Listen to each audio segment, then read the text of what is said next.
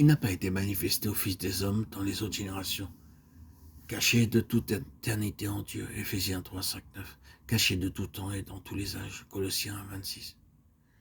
Il sera remarqué que nous avons choisi l'autre mot par rapport à celui qui se trouve dans les versets appropriés, c'est-à-dire secret au lieu de mystère. Notre raison d'agir ainsi est d'éviter la nécessité de passer beaucoup de temps à expliquer que Paul ne, ne pensait pas en termes de mystère des religions païennes et ne faisait pas du christianisme un autre mystère en tant que tel, avec des différences. Il ne pensait pas non plus à quelque chose de mystérieux.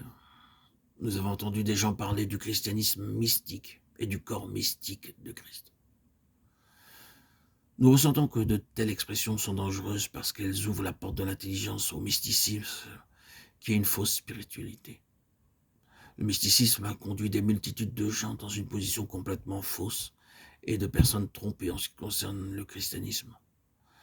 Nous désirons dire ici avec une grande force que, contrairement à beaucoup de fausses définitions de l'épître aux Éphésiens, cette lettre se situe dans un domaine entièrement différent du mysticisme. Elle est intensément réelle et pratique, et il n'y a aucune illusion à ce propos. L'usage du mot secret devrait être facilement compris, tandis que le mot mystère suggère à l'intelligence ordinaire quelque chose qui est peu accessible à la compréhension. Par secret, nous voulons dire simplement que quelque chose n'était pas connu, mais caché ou gardé en réserve. Ceci sera plus pleinement précisé, tandis que nous poursuivrons. Dans ce chapitre aux Éphésiens, nous sommes principalement concernés par le fait du secret, non pas par sa nature, ce qui sera le sujet du chapitre suivant. Quant au fait, nous voulons dire que cela a précisément existé et a toujours été, et en toute chose, la grande réalité dans la pensée de Dieu.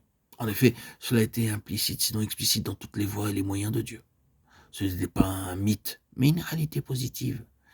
C'était la signification cachée des voies de Dieu et des moyens qu'il employait.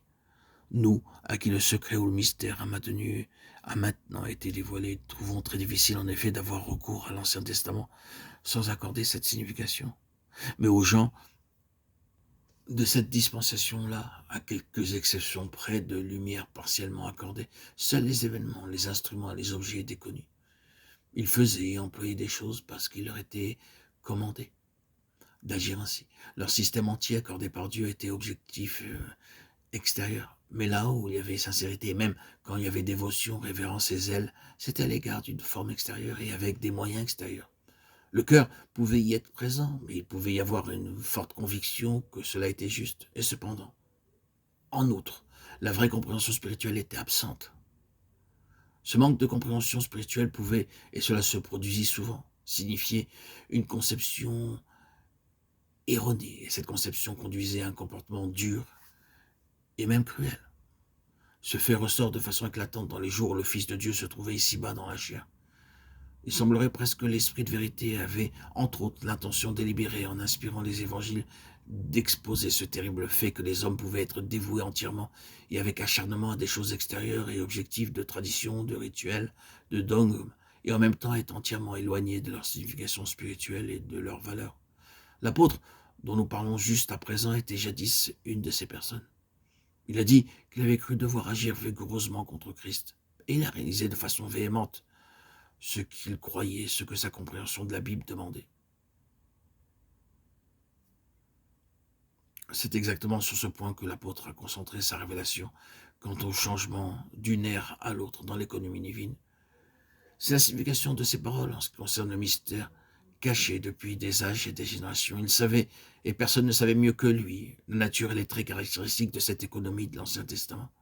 C'était une économie de forme extérieure, un rituel, des vêtements, des liturgies, des formalités, des lieux particuliers, c'est-à-dire des bâtiments et des localités, des hommes habillés de façon différente par rapport aux autres hommes, des noms et des titres, des classes religieuses et mille et une autres choses qui venaient régler le système religieux, des ordres, des ornements et une marche à suivre.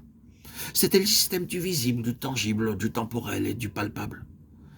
Des processions des grands prêtres, des prêtres et des assistants parés de robes, de turbans et munis d'encensoirs. Cela était très merveilleux, élaboré, attrayant, impressionnant. Cela était très familier pour Paul dans son ancienne vie, et c'était juste les choses à côté desquelles il n'y avait rien de comparable. Or, quelque chose s'était produit qui faisait de tout cela un système d'ombre sans la substance.